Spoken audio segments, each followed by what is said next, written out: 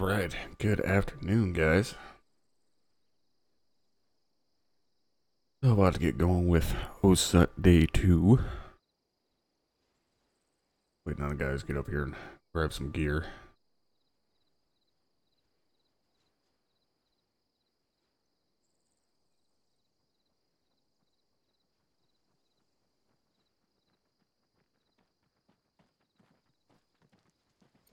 I go into there, Bird grab a team leader loadout, and Zir grab a rifleman loadout. And Private Muller grab a AR loadout.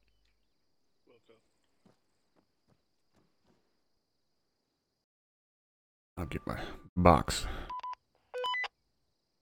loaded in down here.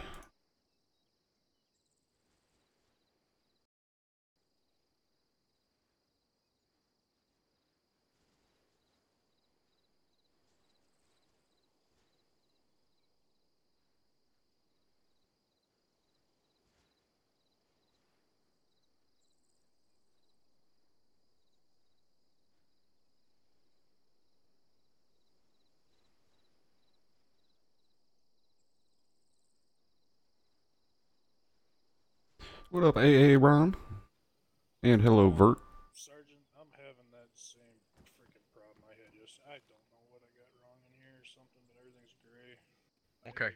7 other ones trying to figure out what I screwed up, and I don't know. You might still be able to double tap. Yeah, does double clicking work or not? Oh, nothing works. Okay, follow me over here. Sorry. Go ahead and grab out of that one. For now, after this day 2, I'll give you the information for a weapon, our weapon server, Have It 2 server. Get in there and rebuild your loadouts. Okay, you want a fire team lead, correct? Yeah, if bring a fire team leader and condition your weapon and take your MVGs off. You will not need them. Prime Muller, shut that door when they come out. Roger. Look at your radios. And, Victor's. Not grab out of the box. Well, there's always sunny and nice. Yeah, it's not 30 degrees and snowing like it is here.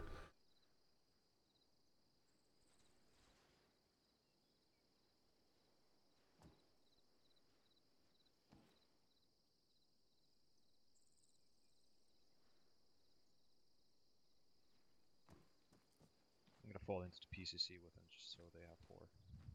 Roger.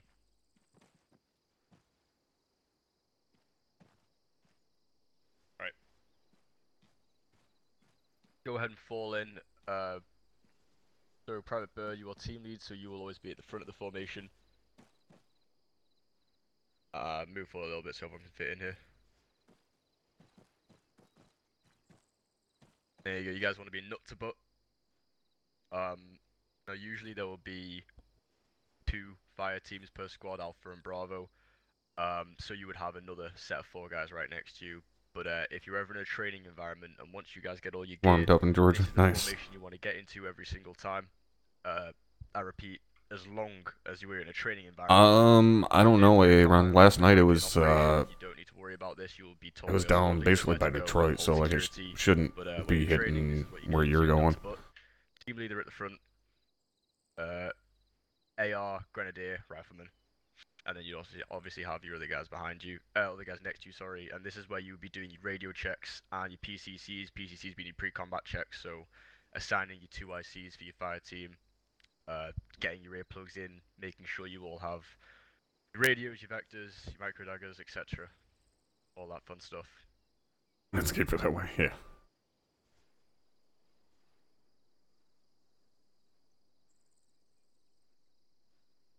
Alright, gentlemen. We're going to get today going. We're going to be starting out with going over the formations that we use here. Or at least the most common formations that we use here. We're going to be going over the pros and cons of each one of those formations. Then as soon as we're done with that, we're going to come back here, get some stuff loaded onto the map. And then we will be going over the fundamentals of patrolling and put to use some of those formations, as well as teach you guys some new tactics and some new report formats and so on. So, before we get going, does anybody have any questions?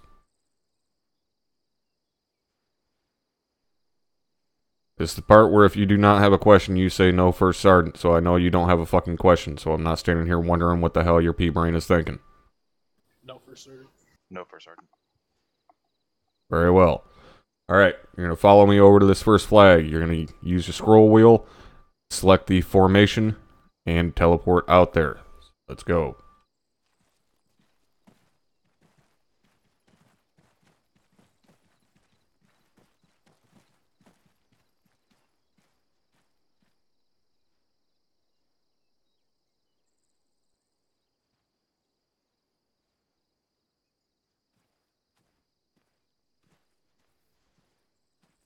Alright, follow me up the tower.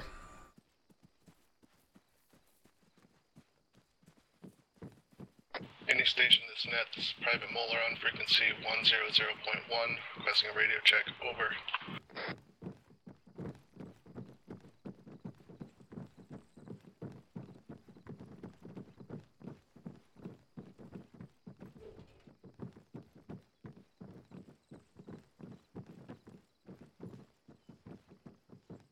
Alright, go ahead and get yourselves up here along the ramparts. I want you guys to look out there to your fucking 10 o'clock.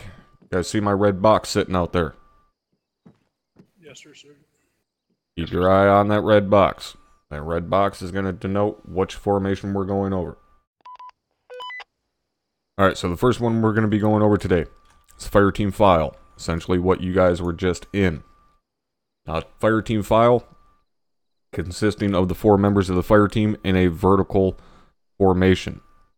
Now, the makeup of the file, as far as who goes where, generally will consist of the fire team leader on point, AR is number 2, Grenadier is number 3, and the rifleman as the last man. Now, notice I said generally. Right, all of these formations are not set in stone. You have to be very fluid and be able to change things in the moment. So if, say, your Grenadier is the best point man, then he's going to be on point. It does not always have to be the fire team leader. But again, that being said, it's generally going to be fire team leader, AR, and Grenadier, and then rifleman. Now, one thing to notice with what we have displayed here for you is the spacing of those guys. That is the absolute minimum spacing. However, spacing is also going to be dictated by your terrain. All right, if you're in a large open area like what you see here, that spacing is going to be increased to reduce the threat of multiple injuries from high explosives, inflating fire, so on and so forth. If you're in closer, tight areas, that spacing is going to decrease. Right, the general rule of thumb to keep in mind is that you want to maintain visual contact with all 4 members of the team at all times. All right, so if you're the fire team leader, you want to be able to see the other 3 guys in your fire team at all times. So if you're in a large open field, you can spread that out. You have longer fields of view, so you can spread that formation out and still keep all guys within visual range. If you're in a dense forest or in a town, you're going to close that spacing in so you can keep an eye on all 3 guys. Now, the primary pro of a fire team file is you have a rapid rate of movement. You're able to move very quickly in this formation. You also have very good security to the flanks. However, the main downside to the file is that you have very poor security to the front and to the rear. Does anybody have a guess as to why you have poor security to the front and to the rear? One gun facing each way. Exactly. All right, you only have one person at the front, one person at the rear. The 2 guys in the center can't really do dick all in a fire team file if you get engaged from the front or to the rear. Now, the only caveat to that being is oftentimes when we are in an urban setting, which is stuff we will go over on day 3, that point man and the last man will move crouched, especially when you stop, the point man and the last man will crouch. That way the 2 guys in the center can go over top of them and still engage targets. Now, moving on to the next formation. That is a fire team wedge. Now, the fire team wedge is kind of the go-to formation the majority of the time. Makeup of this being the fire team leader on point. On the weak side, off of either his 5 o'clock or 7 o'clock, is going to be the grenadier. On the strong side, opposite the grenadier, is going to be the AR. And then behind the AR is going to be the rifleman. All right, so essentially, a fire team wedge is like a fire team file that is opened up. Now, again, strong side means it has both guys and it has the AR. All right, so in this setting here, this is a fire team wedge, strong side right. Has the AR and the rifleman on the right, and then the grenadier on the left by himself. Now, the fire team wedge, one of the cons to it is that it has a slower rate of movement when compared to the fire team file. However, it has very good security to the front and to the rear, as well as still having decent security to the flanks. Now, as I said, this is kind of the go-to formation for traveling, all right, or simply moving from one place to another. Fire team wedge is the one you're going to be moving in the most. Now, moving on from there, onto squad formations. Here we have a squad file. Squad file working just like a fire team file, with the exception that you have 6 more people in it. But you have your other fire team of 4 people, as well as your squad leader and your squad medic in the center. All right, so you have your point fire team, then your squad leader, then your squad medic, and then your trailing fire team. Works the exact same way, however. All right, so just like in a fire team file, squad file, you have the same sectors of fire as well. So you have the point man covering the front 180, number 2 man covering either 2 o'clock or 10 o'clock, and then alternating sectors of fire back and forth all the way down. That being said, the fire team file, fire team wedge, and the squad line, the squad file. The last man in those formations is always going to have rear security. Now, rear security does not mean that he is running through the fucking forest backwards. What that means is, while you are traveling, he is still going to maintain his normal sector.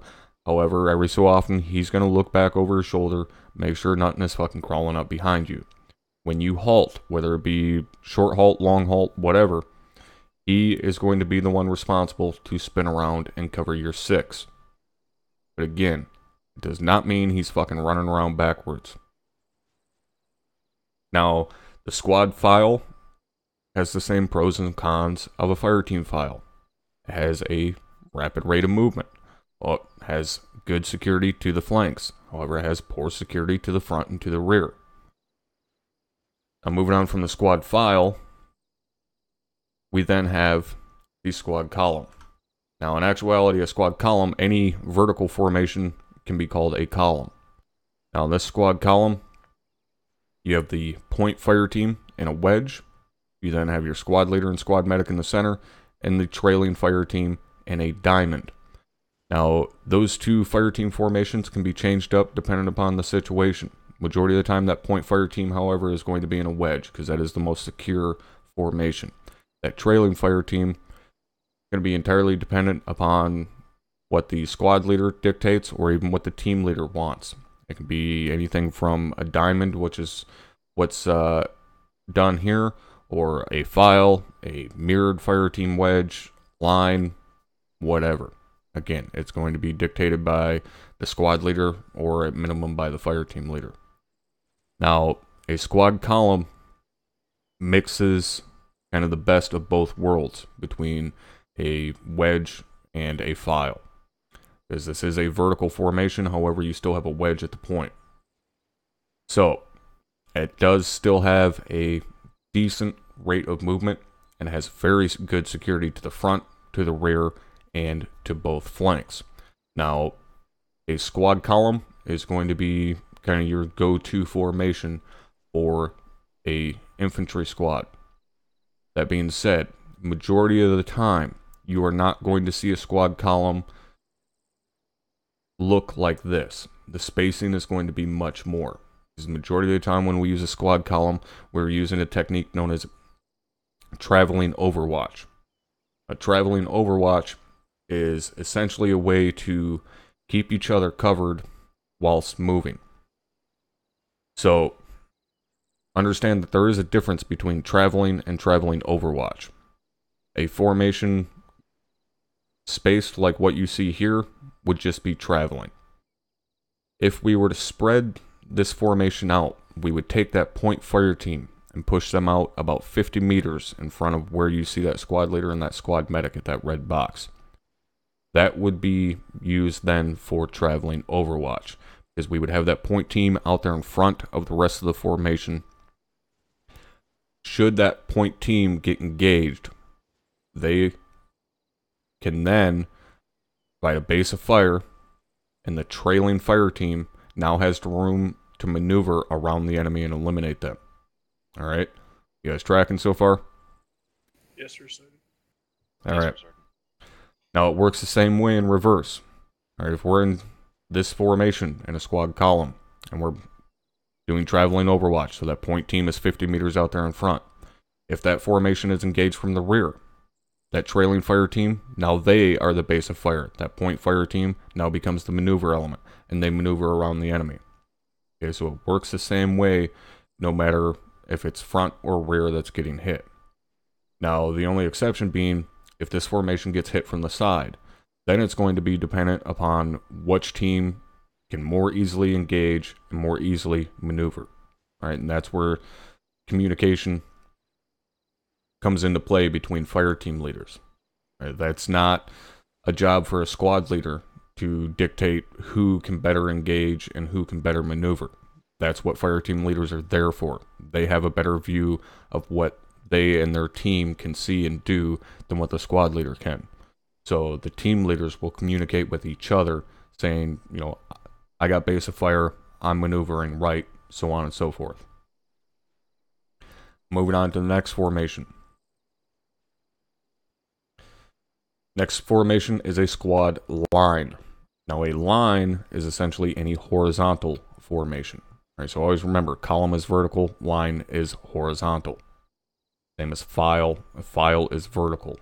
Right, so if someone says get into a line, they mean a horizontal formation, not vertical. Vertical is file or column. Now in this formation, a squad line is essentially two mirrored fire team wedges. So you have a fire team wedge strong right and a fire team wedge strong left, with your squad leader and your squad medic in the center. Now, a squad line is much like a traditional fire team line as a horizontal formation. However, obviously this being a wedge, it's a little bit different. But it has a little bit more pros than what a normal fire team line would. So in a squad line, you have very good security to the front and to the rear, as well as somewhat decent security to the flanks. Obviously not as good as a squad column, because you don't have as many rifles that can turn to the flanks. It also has a slower rate of movement than a squad column. Now, a squad column is generally best used when A, you need to travel at a decent pace, B, you are not sure which direction the enemy is going to hit you from. As where a squad line, you do not need to travel as fast because you are sure that the enemy is in front of you, essentially. So if you know the enemy is ahead, you will take that squad column that we were just looking at and move one fire team off to either the left or right and form up this squad line once you know the enemy is in front of you. And then you will continue to push forward into contact. Now, as I said, squad line does have a little bit slower rate of movement, and you don't have as good a security to the flanks.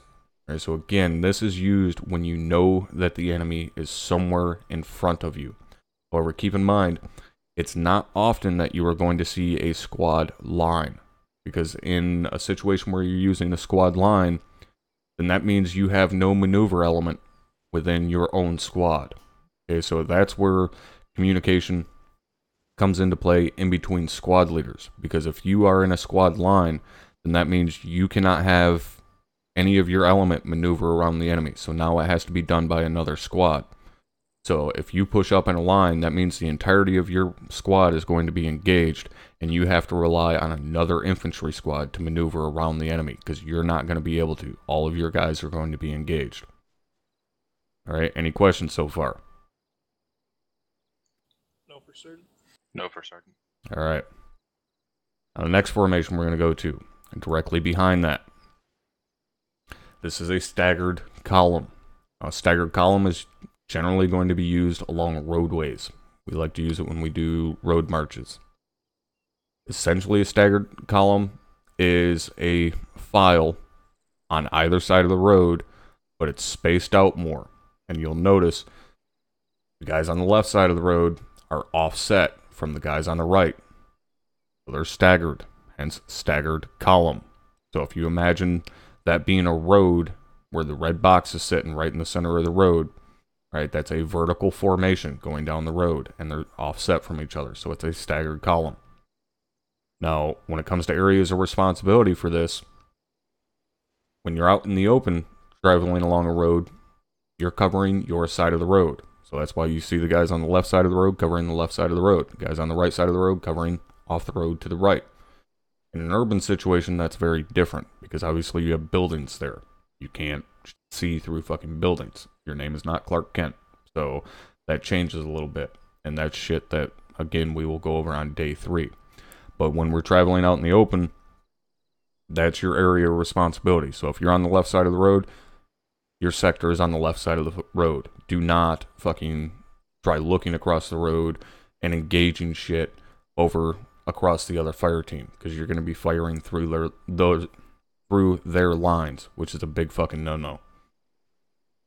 Now, the other time we use staggered columns, you follow the red box all the way back over to the other end. We'll use staggered columns when we're working with vehicles, all right, when we're doing mounted operations. When we get close to an objective area or a potentially hostile town, we will dismount the infantry, push them out in front of the trucks, and then move into the town. A reason for that being, we could very easily keep everyone loaded up into the trucks and just roll through the town slowly. However, if you have an entire squad loaded up into one of those Cougars, that's great. They can all fit in there. You can move a little bit faster. That being said, if you roll into a potentially hostile town, and as you're rolling down the road, some random ass bag in black pajamas decides to pop out from around the corner and plant an RPG into the front of your truck, now you potentially just got your entire fucking squad killed by one guy with a rocket-propelled grenade.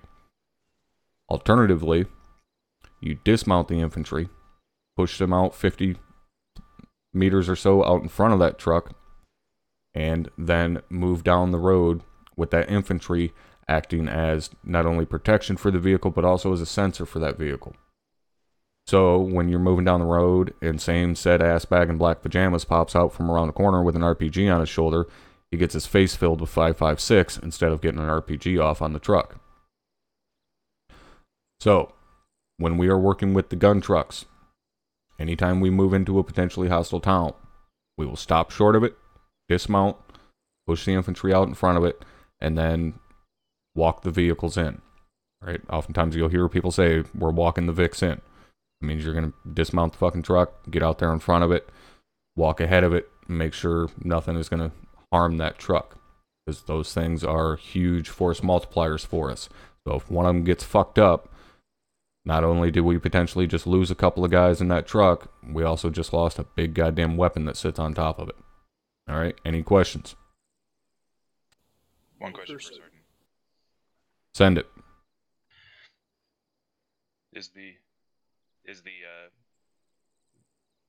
Who are the gunner and driver in the walking the Vicks? Generally, the driver and the gunner is going to be the rifleman and the grenadier, but that's stuff we will go over more on day 3.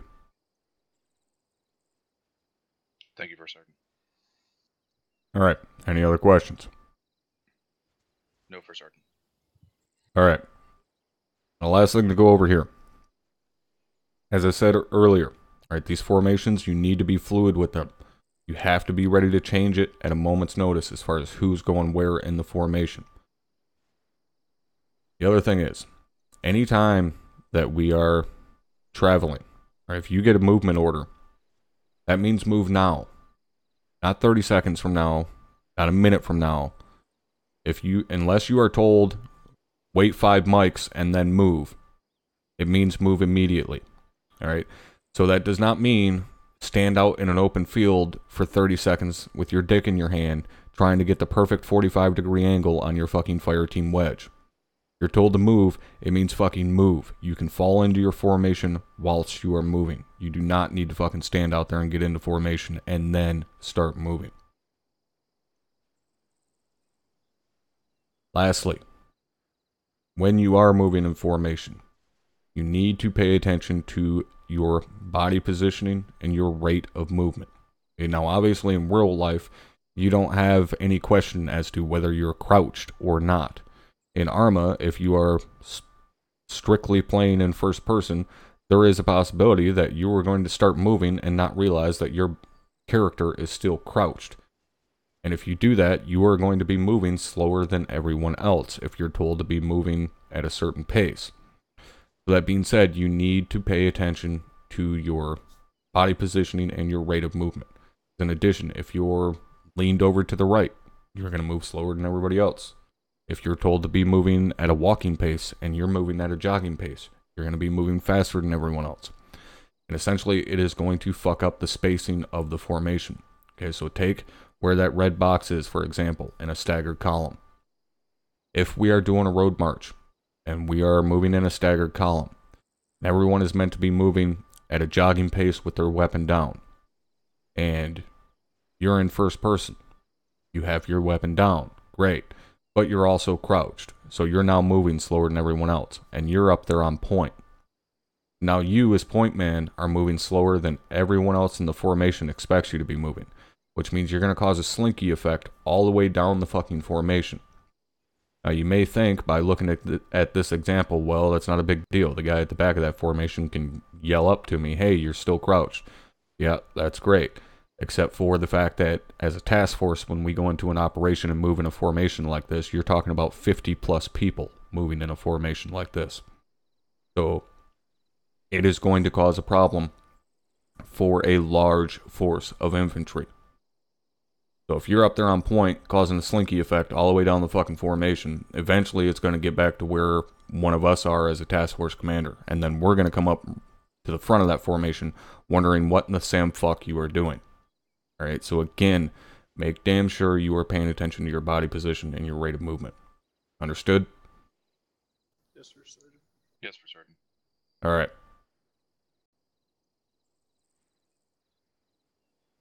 Alright, then that is going to be it for the formations that we are going to cover. What we're going to do now, as I said earlier, we're going to head back down this tower, we're going to head back to the S3 staging area, get the next area prepped for you. Alright? Follow me down the tower.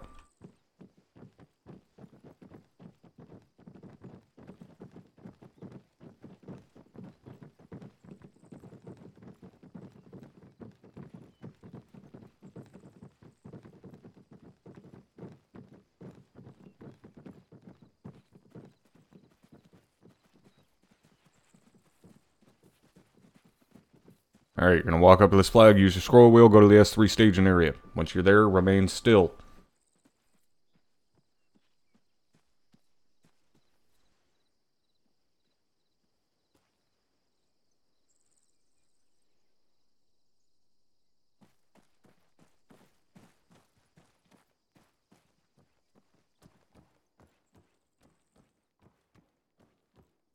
Alright, and hello everyone. Sorry I wasn't able to greet you all in the moment.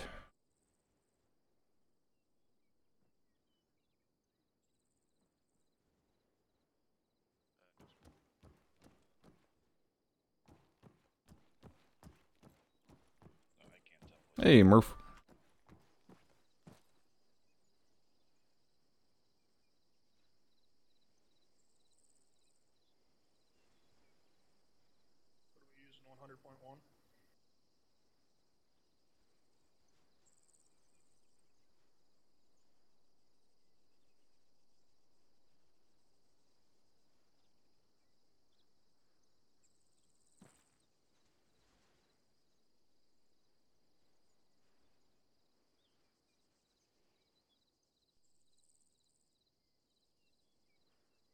Alright, so hopefully all of you guys are having a good Sunday afternoon. So as I was saying last night, we do have, obviously OSUT today. And then after done with OSUT here, I am going to be helping in the commentary booth for a race department race, which again, I'll be hosting that here. But I'll be over on the race department Twitch for the actual broadcast. But I will have my my chat open, my Twitch chat open, anyways, so that if you guys just want to directly talk to me, that's great. And I'll be able to reply to you in there via typing when I can. But again, hopefully you guys will be able to check that out. It's going to be a really good race. It's the GT Championship. It's the final race at Spa, so that's going to be really good. And then after that, we of course have Task Force Alpha's operation tonight for Operation Crimson 1 Phase 11, where I will be filling in where I don't know yet. But it's not really a secret anymore. This is the last phase of operations for Crimson Moon. So tonight is Task Force Alpha's last operation of the deployment. And then we have obviously Charlie and Bravo next weekend. So it's coming to an end, boys. It's been a long one, but we're finally coming to the end. Hopefully, provided we don't fuck it up.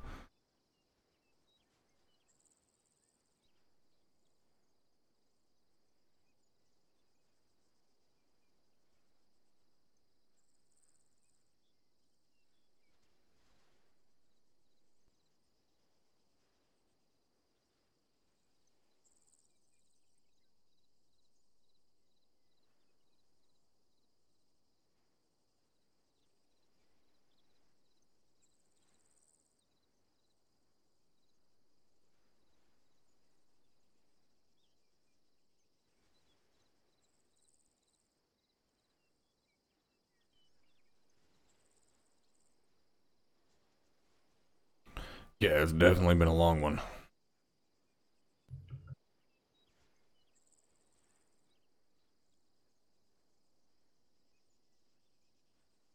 Operating on Black Friday. Who's doing an operation on Black Friday? I'm doing a race on Black Friday.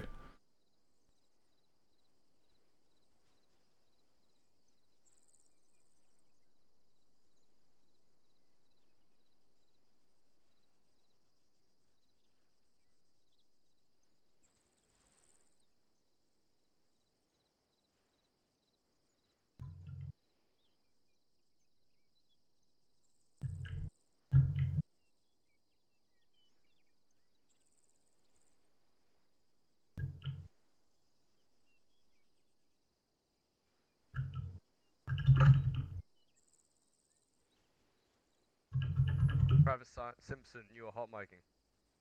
Fix that shit.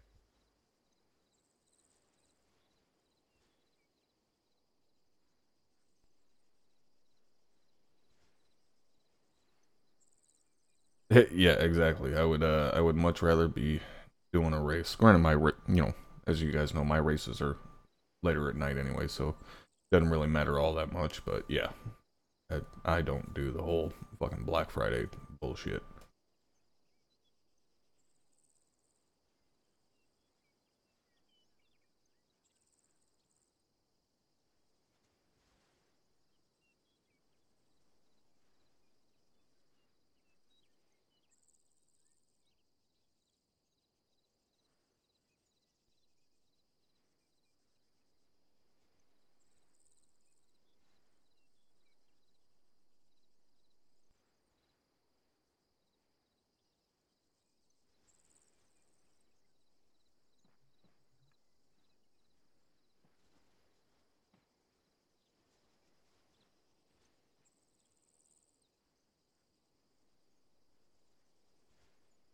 Yeah, exactly, Taco. Really, majority of this, actually, a lot of the times, the deals online are even better. Unless I've already assigned one, which I don't think I have.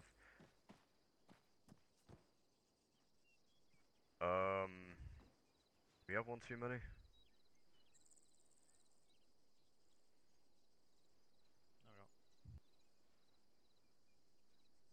I've got a full fire team.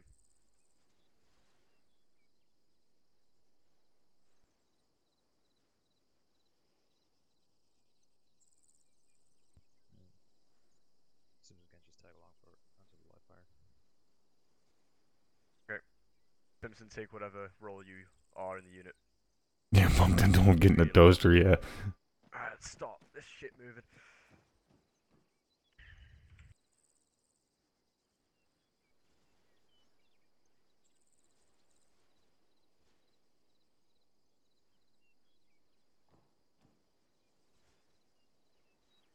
But I am excited for tonight. Last operation for Alpha. Speaking of which, I need to fucking... Yes. I gotta remember to message Burke and tell him to get me and Drum a spot for Private tonight. Seer, this is Private Moeller, radio check on frequency 100.1, over. Sergeant Van Holm, you're missing your bag. Oh, yes, I am. Doing a turkey in hand for Christmas Day. Nice, Murph. That's so goddamn good, dude. My brother has a smoker that he just built. Super fucking cheap. I think with what shit he had laying around, I think he paid like $15 for it. And a couple years ago, instead of doing like the traditional ham or turkey or anything, we smoked a brisket for Thanksgiving. Oh my god, dude. And we smoked it for like 16 hours. It was so fucking good, man.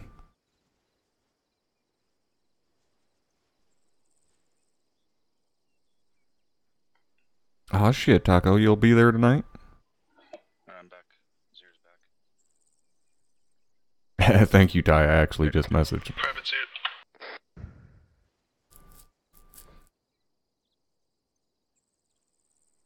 Alright, before we get out there onto the movement formations, start looking over different types of patrols, because that's what we're going to be going over in a little bit once we get out there. So there are 5 principles to a patrol. Yeah, I feel you, Vert. I'm fucking starving now. Head of this flagpole, we'll get out there, then we'll start. Follow me.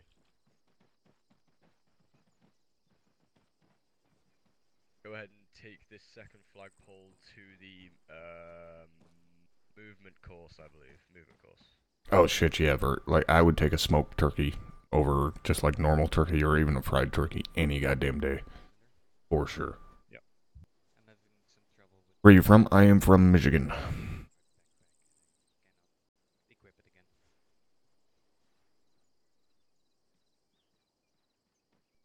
Moose as well? I haven't had smoked moose. Sure. I've had moose, but I've never had it smoked. I would assume it's good, because I liked the moose that I had. We had steaks that a buddy of ours got. He'd done a hunt in Canada and brought us back some bunch of different shit, because he did one of those trips, you know, where you go like fishing for 2 weeks and then you go hunting for a couple weeks and shit. Alright. Correct helmet. And grab. Doesn't really matter what kind of grenades I have now.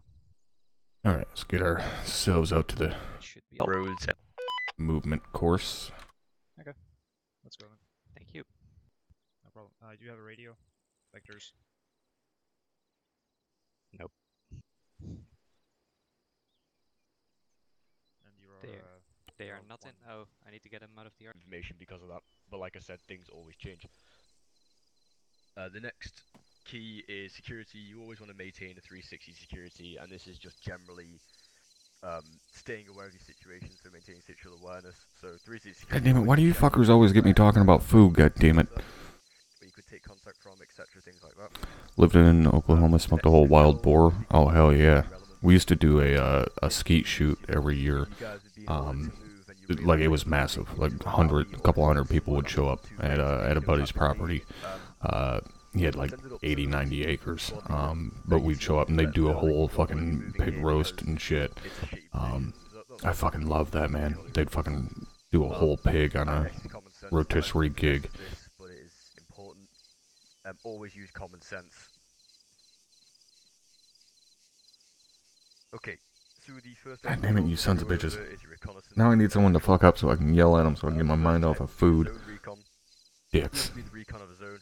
So an example is we go recon Washington DC. You know, it's a big area. Hey, go. How's it going, brother? Be a zone.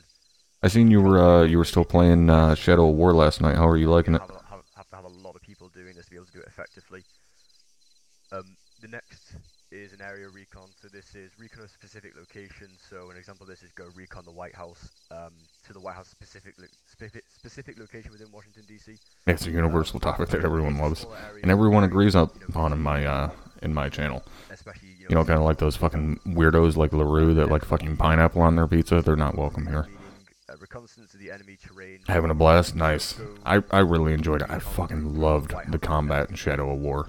That's why I hate the combat in Assassin's Creed so much, because like it's just, and plus they did it well once already. But yeah, Down a road, etc. Things like that. smoke a pig on the 4th every year, nice. Combat patrol. And the combat patrol is split into 3 sections. The first being an attack. The only thing that happens here on the 4th is the town turns into downtown fucking Beirut. You occupy a certain position, you know, for I'll use an It's example. brutal, yeah. I love the fucking the head explosion when you dominate one of the dudes. So an attack would be to move in, assault it, and hold it. Still gotta finish Shadow of War. Which And is Sphero, it really depends on, like, because like I didn't do the full ending of it. I did, I guess, what they call the soft ending, because I didn't do all the fucking, like, defending your bases and shit, because I thought it was stupid. So that kind of made the ending disappointing, but, you know, whatever. Roads or trails. So let's say there's a squad moving alongside a road. You guys may hide in a little bit of defilade. You may, you know. Yeah, exactly, Taco. Fucking weirdo. Engage them, and then Watching from Boston? Oh, right on, man. I fucking love Boston. Any questions so far? No questions, Sergeant. No. Okay. The next bit I want to go over is fire and maneuver.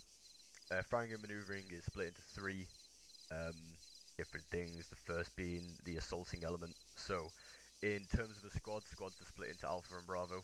This is the smallest level you can really do this on. You can do it in a fireteam level, but for this example, I'll choose a squad.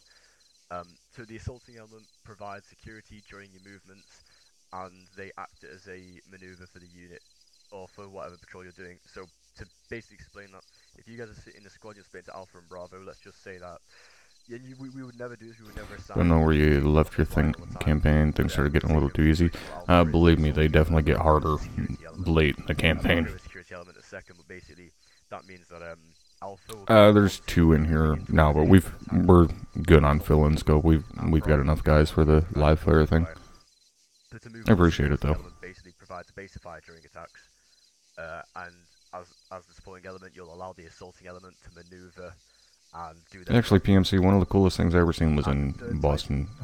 Seeing dropkick on St. Patty's Day in Boston. That was fucking rowdy. We'll be cordoning off an area. So going back to my compound example, if you are set as a security element, usually this is done by squad. Your job is to set a cordon of the area and make sure no one enters and no one leaves the compound. So, you know, while the assaulting element is doing its job, no enemies, you know, sneak out the back of the compounds, and no enemies enter the compound once friendlies are inside.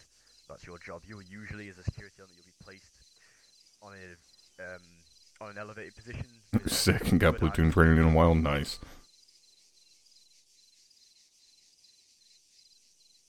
Okay, next is our methods of movement. So the first method we use is bounding in Overwatch. Bounding in Overwatch is used to cover open ground quickly while still providing protection.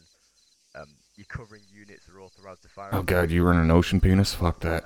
I could not do submarines, man. You are moving, I've never been claustrophobic, but I can't do them. If an enemy does pop up in front of you or around you and you're in someone's arc of fire and they need to open fire, the only option they have is to shoot right past you and hope they don't hit you. Fuck, I remember way back in the day, we did like a sleepover on a World War II submarine. It was like some tour thing we did for Boy Scouts, and we got to sleep on this World War II diesel submarine overnight, and you know, obviously it's just docked and shit, but I was sleeping on the bottom bunk, and I remember waking up and going to sit up and forgetting I was in the bottom bunk, and like it tried ripping the top of my fucking head off basically with the springs on the bottom of the top bunk. Oh god, I fucking hated that thing. Hey, Taco with the 15 spot. LaRue gets in, so I gotta give you more. Well, thank you, babe. Within that 3 seconds, because you've dropped down and you've got some form of cover around you, or bushes or whatever, he will not. Holy shit, after you went to that concert in Central Park? Where you are. He'll know the general area that That's fucking badass, dude. I was just talking to a buddy of mine about that concert the other day, because I was part of that set of concerts he did in Ireland, and then ended up in Central Park. Which, yes, some of you may think, holy fuck, you're telling me Top listens to Garth Brooks. No, I don't listen to Garth Brooks. I don't know if he actually still makes music or not. But there is one thing that you cannot take away from that dude, and he is one hell of a fucking showman. Like, that series of concerts that he put on, especially that one in Central Park, like, that's a rock show. Like, plain and simple. Like, that's not a country show. I mean, that dude's running around like a fucking maniac. Like, that's what I was telling my buddy the other day. Like, watching that concert, I was expecting to, like, start seeing motherfuckers crowd surfing and shit. So essentially, every time you guys complete a movement, you'll all be in a line in what we call a skirmish line. Modern subs aren't much better. Well, no, they're still fucking tiny little dicks rolling through the ocean. Or line of their holding point, so down to a squad level. Let's say Alpha move up 20 meters in front. That means that Bravo, when they move, Bravo will move. Yeah, the wildest one I ever went to was definitely Black Label Society at Harpo's in Detroit. That was, holy fuck. The next method of movement is like, that venue is known for being a rough venue, but DLS rolls in there. They, like, Zach Wilds talked about it in a couple of interviews, but they drank the bar dry. Quite literally. Like, the crowd and the band, there was not a stitch of alcohol left in the fucking building. It was rowdy. So essentially, if you think about the actual motion of peeling, one guy will move while the other 3 guys put rounds down range, and once he's moved, yeah, exactly, right, Michelle. Right, he'll call set, and the next guy will move, and you'll just basically keep going past each other all the way around till you've moved to wherever you need to be. It's really important when you're peeling to verbalize moving and set. You need to let everyone know when you're moving and when you're set. Set doesn't mean that you're where you need to be. Set means that you are firstly where you need to be. Yeah, I've been to quite a few crazy shows like that. So don't call set. BLS, they're fucking hate breed, stuff like that. Otherwise you are not set. So yeah, once you've finished peeling and you've moved to where you need to be, the fire team or the squad leader will continue on the mission. Moving on to peeling and disengaging, breaking contact. So like I said, peeling can be used to disengage, or essentially what we call breaking contact. While breaking contact, it's important to put rounds down range and guns on target until it's your turn to break contact. So like I said, with peeling, once you've moved and you're set, I hope if you guys are moving and a target approach presents itself, or the other 3 guys or whoever else. Some contractor decided it's a great idea to set the sub on fire. I'm guessing it was an electrical contractor. Once you get called to break contact, hey, Tin Man. A lot of times in this unit we get called to break contact, and a lot of people like to stick around and keep fighting, and it slows down the entire task force. Like I said to you guys before, you're a small cog in a very big machine, so staying around for an extra 10-15 seconds to put rounds down range is you're slowing down the entire task force essentially. I can't talk shit about contractors though. I'd be like kicking myself in the dick. And the final one is squad and fire team rushes. So you'd only use a squad or fire team rush if there's no other cover or concealment between you and the objective. So, and I'll go over cover and concealment right after this, but essentially using my example before of a compound, let's say the compound is in the middle of an empty field, and between you and that compound is 100 meters of open ground. The only option you would really have is to essentially rush it. It's dangerous and it's risky, but you can cover a lot of ground doing it. So my example I like to use is this: is let's say Alpha is ordered to rush and get onto the compound wall and stack up ready to breach it. Alpha would get up. Bravo would be making sure they are fully covering Alpha as much as they possibly can, and then Alpha would run, beeline it through that field, and get stacked up on the wall. You would usually pop smokes just to give you some form of concealment. But yeah, you can move a large distance, but it's very, very risky. Okay, moving on. On to covering Simmons. Before I move on. Oh, and I should probably tell you guys while there's a few of you in here. This week for the podcast, so Wednesday, 1800. It's gonna be a fun podcast. I got LaRue coming back. Me and him are gonna sit down and talk about some things, different shit going on in gaming right now, and basically just kind of sit down and have a bullshit session. I definitely recommend you guys coming to hang out for that podcast. And any questions or any like bullshit you guys want to talk about like different games and shit like that that's out right now.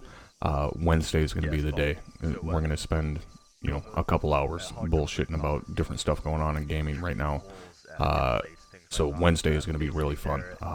I'm also going to give my opinions, I guess if you will, on the new Punisher series. I talked about it a little bit Friday during my race, but I didn't go into a whole lot of detail as far as the Punisher.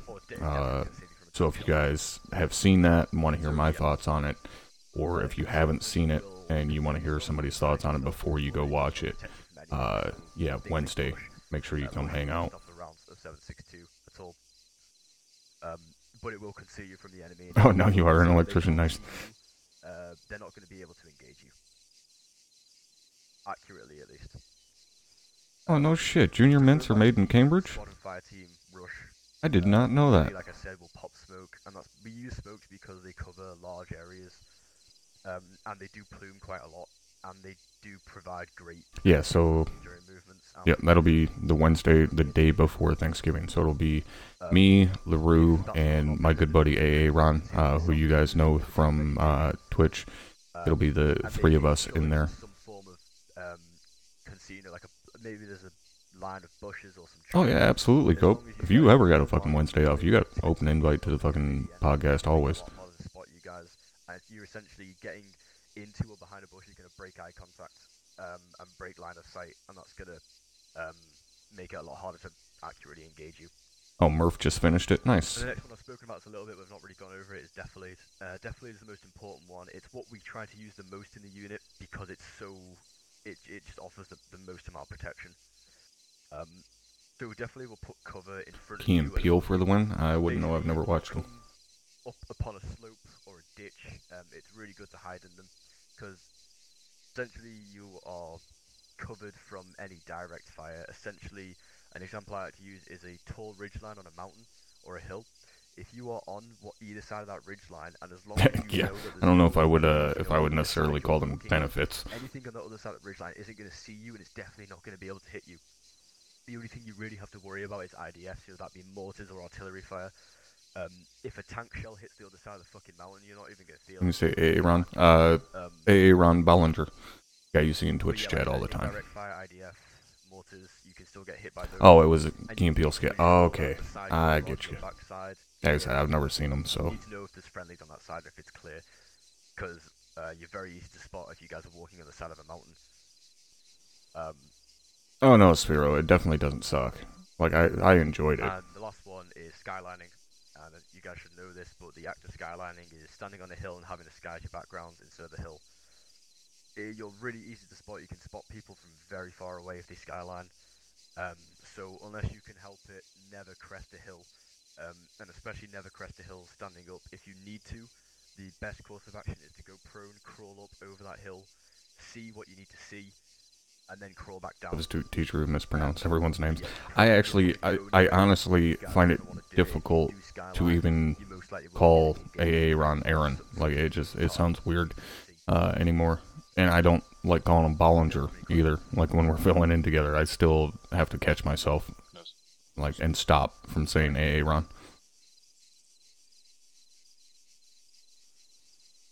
Oh, hell yeah, PMC. I fucking love fucking Junior Mints, man. Those things are the shit.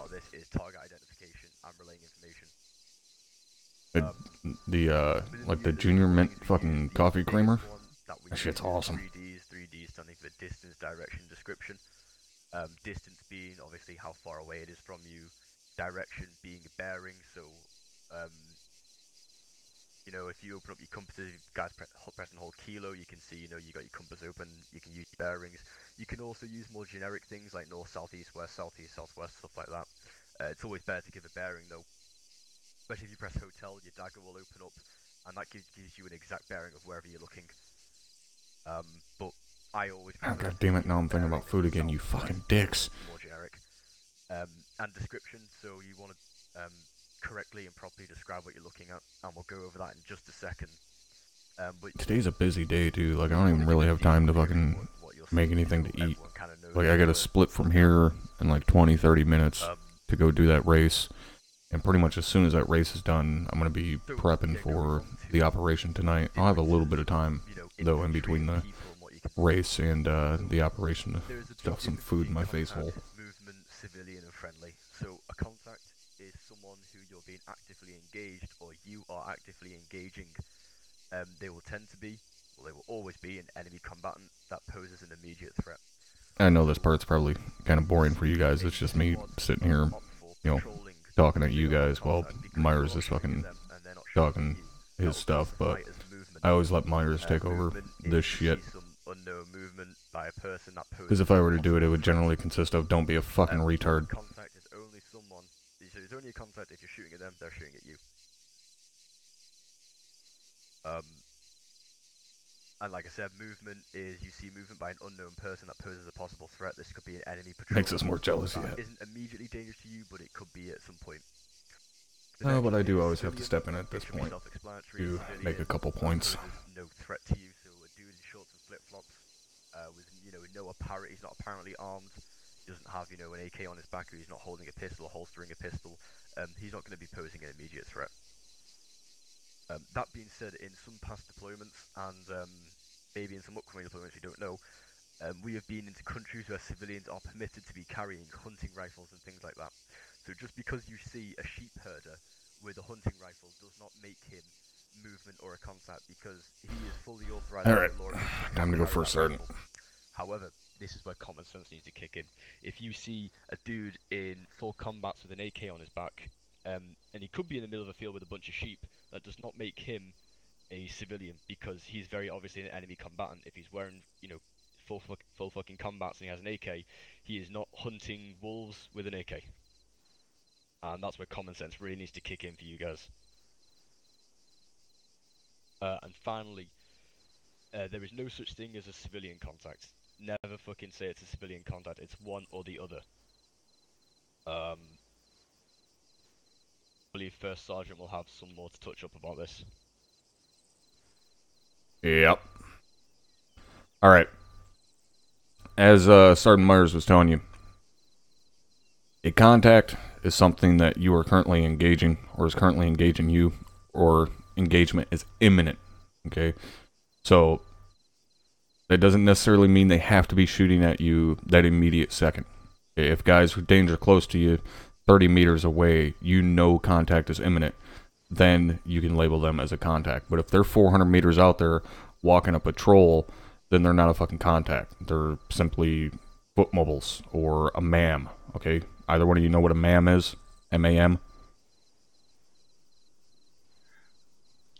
In context of this, for certain. In context of a dude walking out in the middle of a field. Man is single potential hostile. No, MAM. Mike Alpha Mike. Then no, for certain. Alright. Term MAM is used sometimes, alright? MAM stands for military age male. Alright, anyone from 15 to 50. You don't know what the fuck it is, but he's a dude from 15 to 50. It's a MAM. Right? It's not a contact, it's not a civilian, you don't know what it is. Simply a MAM. Alright, lets everybody in the area know, hey, there's a fucking dude out there walking in this direction at this distance. Now, as Sergeant Myers said, we do sometimes operate in areas where civilians are allowed to be more armed than what you would, say, for instance, see here in the States. While some places here in the States you are perfectly fucking legal to carry around an assault rifle on your back, it's much more common, say, in the Middle East, for example, to see a random fucking sheep farmer with an AK-47 on his back. Because, believe me, you can genuinely pick up a fucking AK-47 for $10. Alright? That being said, use your common sense, as Sergeant Myers told you. Alright? You don't fucking herd sheep with an RPG or a PKM. And again, there is no such thing as a civilian contact. Alright? They're either a civilian or they're a contact. If they're armed, it doesn't mean shit. But if they shoot at you, they're no longer a civilian. They're now a contact. Put them down. That also is where escalation of force comes into play. Alright? Escalation of force is something you've probably heard a lot of times in relation to like police and shit like that. Right? Military also has escalation of force when it comes to civilians. Alright? In real world, use 6 S's. Shout, show, shove, shoot, shoot, shoot. We drop it down to 5 because we can't actually shove anyone. That being said, alright, to take you guys through the S's. Alright, shout.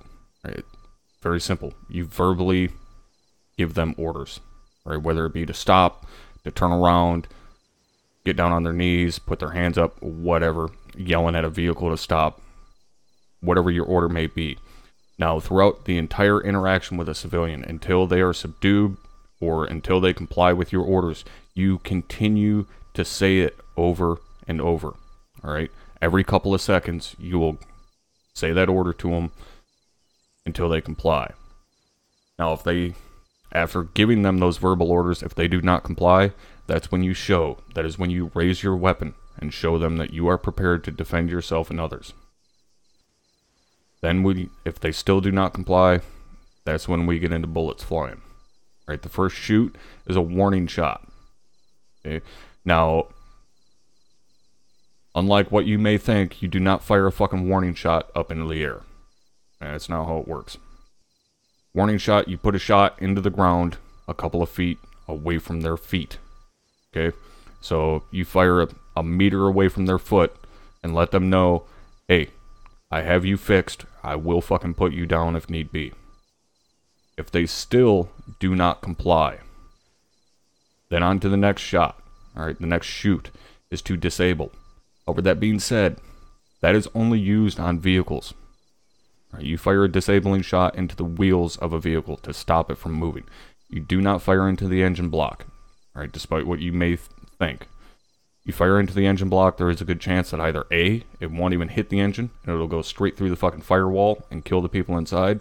Or B, if you're one of those fucking people that thinks a 50 caliber BMG round will not punch through the block of an engine,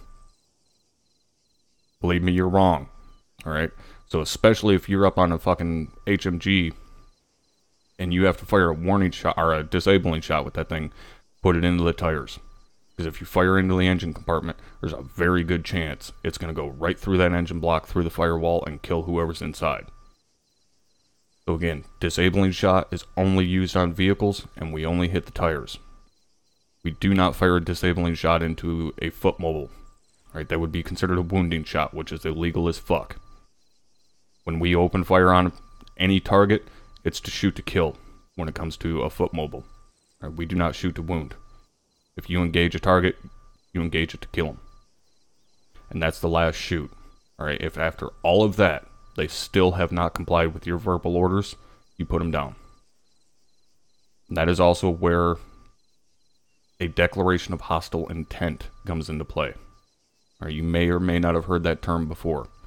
A declaration of hostile intent is any individual or group that is deemed a threat to yourself or friendlies, whether it be by verbal threats or by their actions. Okay, so an escalation of hostile intent can consist of an armed individual raising their weapon towards you. So they could look like a civilian. They could be armed. That's perfectly fine. However, if they raise that weapon in your direction or in the direction of friendlies, that's a declaration of hostile intent. Drop them. If they are verbally threatening the safety of yourself or friendlies, and that threat is deemed to be believable, you drop them. Alright? We are not a police force. We are a combat element. Our job first and foremost is to protect ourselves and our friendlies. It's that simple. We are not there to put motherfuckers in handcuffs. We are there to put down the enemy. That brings me to the last point. People often have the misconception that United States military will not engage a holy building. That is 100% not true. Holy buildings mean dick all. All right.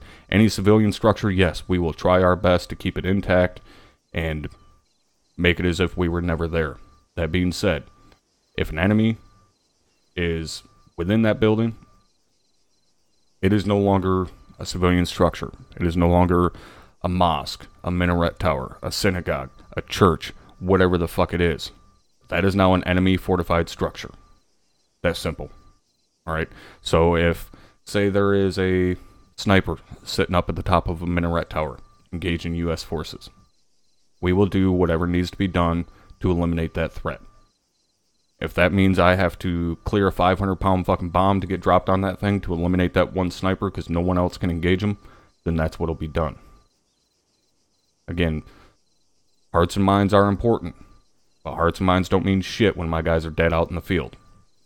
Alright, so just because, you see a mosque, if there's some fucking assholes inside there with AK-47s engaging your guys, and the only choice you have is to put a 40 mic through the front fucking door, do it. Alright, again, we do whatever needs to be done to protect ourselves and other friendlies. Is that understood? Yes, sir, Sergeant. Yes, for certain. Alright, carry on, Sergeant Martyrs. Thank you, First Sergeant.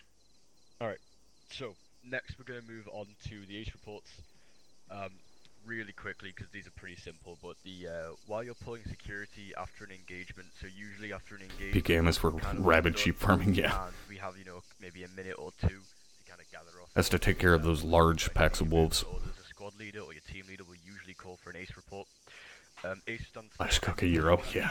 Equipment. Equipment, more specifically, is your things like your AT4 and your AT capabilities. Now these reports need to be pretty accurate, so when you get called for an ACE report, you need to let people know, how much ammunition you've got left, what your casualties are like, and whether you've... Oh shit, I'm ready for a nap, boys. The most important one is whether you use your AT. You need to make it very clear, and you need to make your squad leader aware that you've used your AT4 or your law, and now you don't have it anymore. Because that can... Hey, Cam. The platoon, then platoon will know, hey, this squad has no more AT capabilities. Now, in terms of how you give these reports, we use a colour system. So green meaning you're good, yellow meaning not, middle. And damn, look at Moobot being all pushy and shit. Red meaning very low, and black meaning completely out. So if you fire your AT4, you are now black on AT, meaning you have none. If you chew through half your ammunition, you're yellow on your ammunition. If you're running very low on ammunition, you're red. And casualties, this can be set up more. May have ordered a pizza because of her. Nice taco. Medical, things like that. That doesn't really need to be given a color. I might have to do the same, man, because I don't have much fucking... I'm not gonna have much time, and I know I'm not gonna feel like fucking making anything. And then that will get sent up all the way up to platoon. Very simple, but very effective, and it's good to keep track of what we have, and what we don't have, and whether we're going to be needing a resupply anytime soon. I'm doing pretty good, Cam. Busy, very busy day today, but I'm in a good mood. While you guys are in your firing team, just a couple notes on echoing orders. So, echoing orders are really self-explanatory. It's simply saying again the order out loud to pass it down to your fire team members and fire team leaders.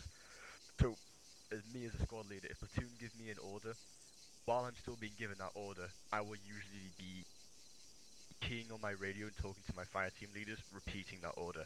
Now, usually, if it's quite a long transmission, I will wait until the transmission is over. I will then, process the order in my head, and I'll, think about exactly what I've been asked to do, and I will then pass it down to my fire team leaders, essentially repeating the order. I may add some more information in it.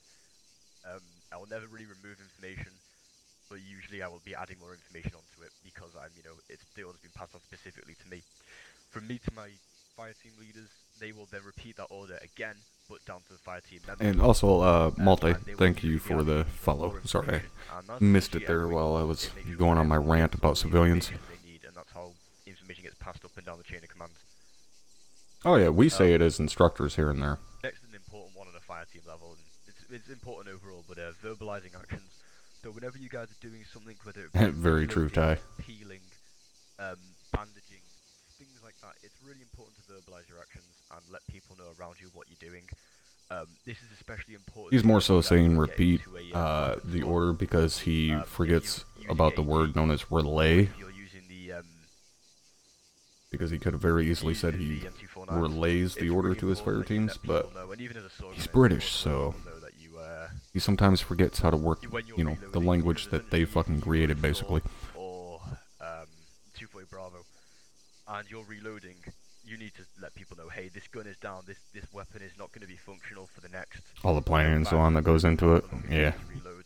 Can be kind of draining, but it That's is important one of to the things that relay. makes it very This is unique. gonna be firing for a while, and also if you're near, your other SOAR gunner or the other 240 Bravo gunner, it lets him know that that gun's down, so he'll need to either pick up his rate of fire, or just be aware that you're not going to be able to open up anytime soon. But in general, even all the way down to your buddy teams, it's important if you're with your buddy, say, hey man, I'm reloading, just give me a second here, and while you're reloading, he'll Yeah, needs a mortar. to pick up his rate of fire, or to just kind of cover you and be more aware. You know, Sphero, if you ever wanted to join, I happen to know a guy in S1. He's kind of a douchebag, though. You're still alive. Name is Hammer. Kicking. Someone who's knocked out isn't going to talk, and if you're with your battle buddy and you haven't heard him speak in a while, it's going to be pretty obvious that he's down or he's in a bit of trouble. If you're the type of person who doesn't speak much, tough shit, because if you don't speak a lot and you're kind of known to be a quiet person and you go down, obviously it's your battle buddies, it's his job to make sure that you're still, up and around. But if you're naturally quiet, he's not going to be expecting you to talk much, and you may be down for a little bit longer than usual because people don't notice because you're not talking. Me as a squad leader, I talk probably too much to my guys in my squad, so when I'm down, everyone fucking knows I'm down because you haven't heard me in the last 5 seconds. Okay. So, that's pretty much it. We're going to move on next to, we'll kick things off with a danger crossing. Would have followed that nerd What in. I've Nice. just gone over, does anyone have any questions? No, sir. Okay. Go ahead and follow me over here.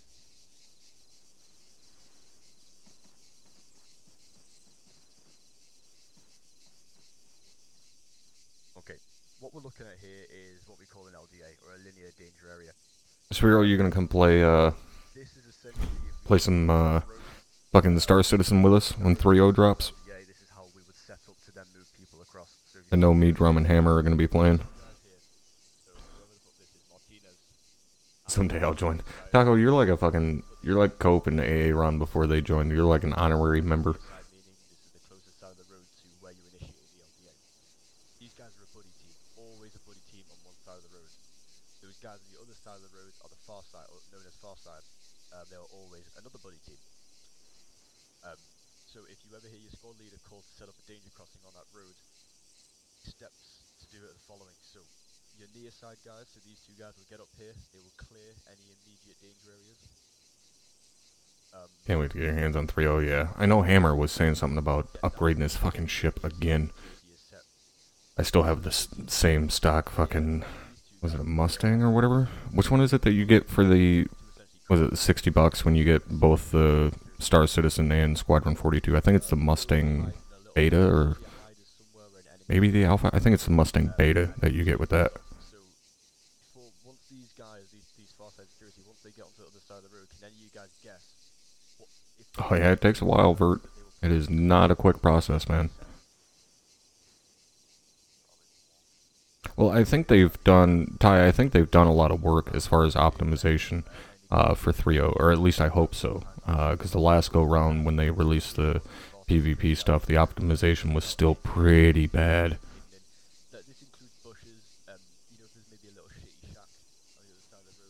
Keep pushing them to buy new shit, so it's your fault.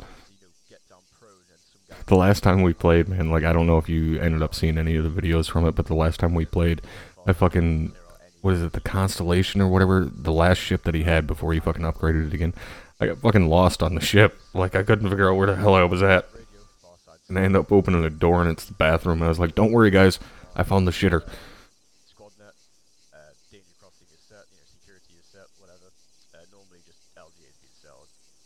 Well, Cope, now you're not an honorary member. You're an actual member. This then lets the trailing element, so the other squad would then move through. They would move through, in a formation, whatever. They would then get onto the other side of the danger crossing. Now, the very last person, whoever the last person may be to cross, always need to call last man, and you call it twice. So when you're passing the Waiting for 3-0 to drop before you get Star Citizen. so Martinez here, Yeah, I definitely recommend it. I mean, like I said on the podcast, fucking, was it last week or the week before? Like, I definitely enjoy it. It's just right now there isn't really much to do in it once you know, check out what's there. But 3-0, yeah, like being able to go down to the planets and shit, like, I'm definitely fucking excited for that.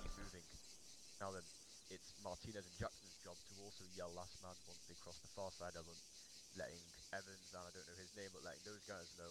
I'll probably actually hook my eye tracking shit back up for that when 3-0 drops. Really fucking important, because if you don't call it, no one's gonna know if everyone's crossed or not, and they're just gonna be sitting there with their dicks in the soil, not really knowing what the fuck's going on. Alright guys, give me a quick minute here. I'm gonna go take a piss real quick and I will be right back. Once you do this a couple times, it gets very fluid, and it's really fucking easy to do, and you can get it, to a point where your leading element will be moving, they'll set it up, and then your trailing element wouldn't even really need to pause. They'll be able to just kind of wait, a hot second for you guys to set up, and then they'll be able to move through, call last man, you'll be able to continue movement as a squad. Really fucking simple. We'll be going over it in practice a little bit later on.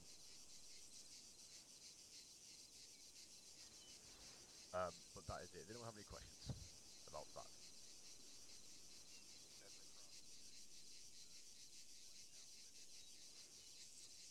Yeah, so maintaining security until you've you mean the crossing element, the guys who are setting security? Yeah, don't break your arc until you've pretty much been called last man. It's your turn to get up and move. But always hold your sector until it's time to move. To answer your question.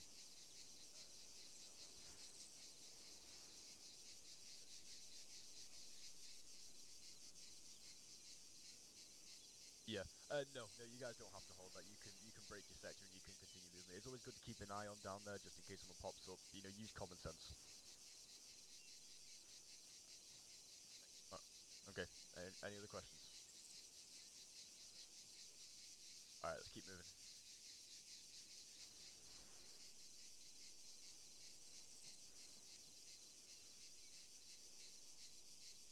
Alright, we are back. I don't know how long it'll be to have Idris on the PTU. Who knows?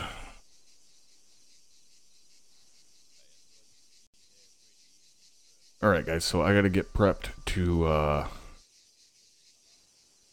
go do that race, so I think we're gonna end here, and then I'll be back here in a little bit for the race.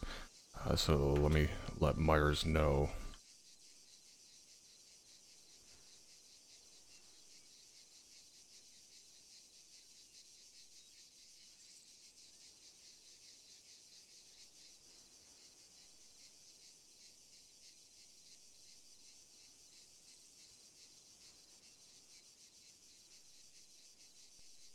Oh yeah, I get you, Ty. I mean, really, right now it's no more expensive than a normal game. You can pick everything up for $60. All right. Yeah, so we're gonna end it here for now, guys, and then, like I said, I'll be hosting the race on my channel here, so you can like talk directly to me in the chat, and then I'll reply back to you via typing, or just head right over to the race department Twitch and catch us on there, and that'll be live here fairly soon. I'm not exactly sure when, and then obviously, as I said earlier, Task Force Alpha live tonight, and I'll be going live with that right at 2000. So hopefully you guys will be able to join me for that, for the last operation for Task Force Alpha. But thank you guys for hanging out for OSUT today. And again, Taco, thank you very much for that $15, brother. Definitely appreciate it. And I will see you all in a little bit. Later.